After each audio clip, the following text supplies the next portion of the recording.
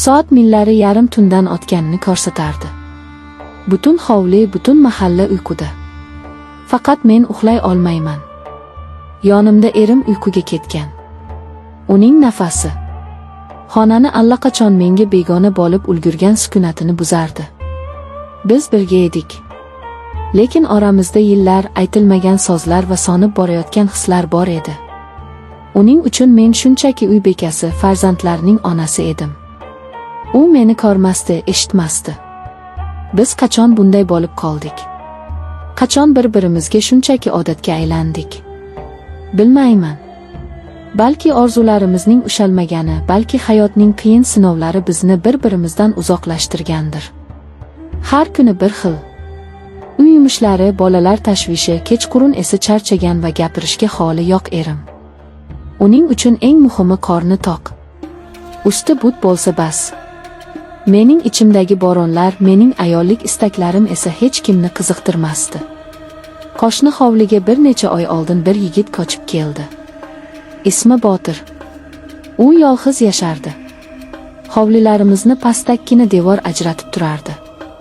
Ba'zida hovlida ish qilayotganimda uning nigohini his qilardim. Uning qarashlarida men anchadan beri unutgan narsani, ayolga bo'lgan qiziqishni ko'rardim. U shunchaki qo'shniga emas, ayolga qarardi.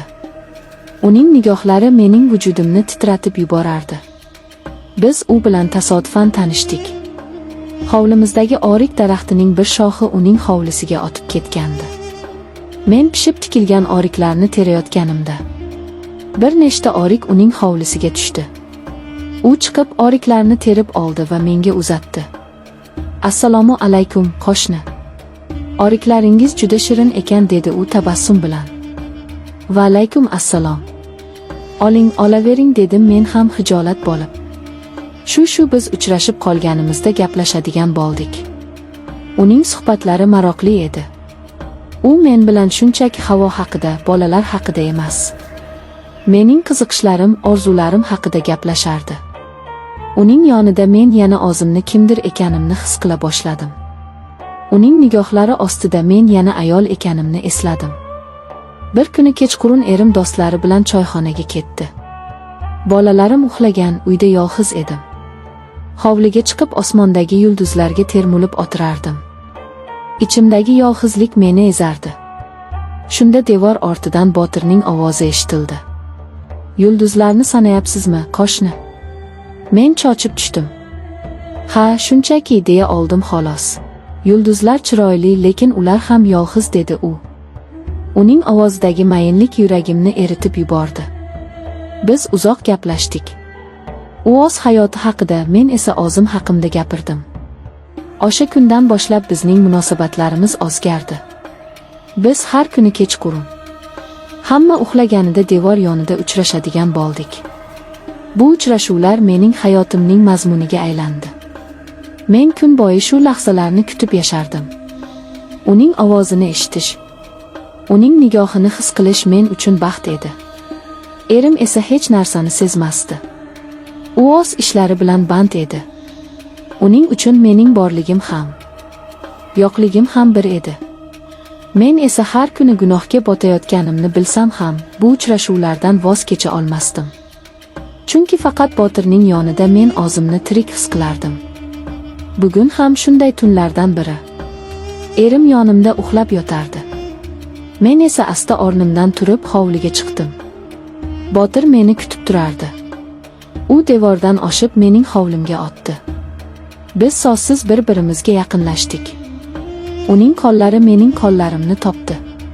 Seni sog'indim, dedi u. U meni asta o'ziga tortdi. Uning quchog'ida men o'zimni butunlay unutdim. Yillar davomida yig'ilib qolgan alamlar, yolg'izlik, mehrsizlik hammasi bir zumda yo'qoldi. Faqat u va men qoldik. Uning lablari mening lablarimga tegdi. Bu bo'lsa shunchalik ehtirosli, mayin ediki, men butun vujudim bilan titrab ketdim. Bu men anchadan beri unutgan, sog'ingan bo'lsa edi. U meni ko'tarib oldi va biz hovlining burchagidagi soriga bordik. U yerda bizni hech kim ko'rmasdi. Men uning ko'zlariga qaradim. Uning ko'zlarida men o'z aksimni ko'rdim. Baxtli sevilgan ayolni. Qo'rqmayapsanmi? so'radi u. Qo'rqaman. Lekin sen bilan shu qo'rquv ham shirin, dedim men. Bu tun biz birga bo'ldik. Bu shunchaki jismoniy yaqinlik emasdi. Bu ikki yolg'iz qalbning birlashuvi edi. Biz bir-birimizga nafaqat tanamizni, balki qalbimizni ham ochdik. Uning har teginishi, har bosasi mening vujudimda olov yoqardi. Men yillar davomida uxlayotgan ayollik hislarimni uyg'onayotganini his qildim. U menga shunchalik mehr va ehtiyotkorlik bilan muomala qilardiki, men o'zimni malikadek his qildim. Biz tongga yaqin xayrlashdik. U yana devordan oshib o'z hovlisiga o'tdi. Men esa xonamga qaytdim. Erim hamon uxlab yotardi. Men uning yoniga yotdim, lekin endi men boshqa ayol edim. Bu tun mening hayotimni o'zgartirib yubordi. Men gunoh qilganimni bilaman. Lekin men birinchi marta o'zimni baxtli his qildim. Bu bir kechalik baxt uchun nimalardan voz kechishim kerakligini hali bilmayman. Lekin bir narsani aniq bilaman. Bu tun men uchun unutilmas bo'lib qoladi. Bu tun mening shirin gunohim edi. Endi nima bo'lishini vaqt ko'rsatadi. Men endi shunchaki uy bekasi emasman. Men sevilgan ayolman.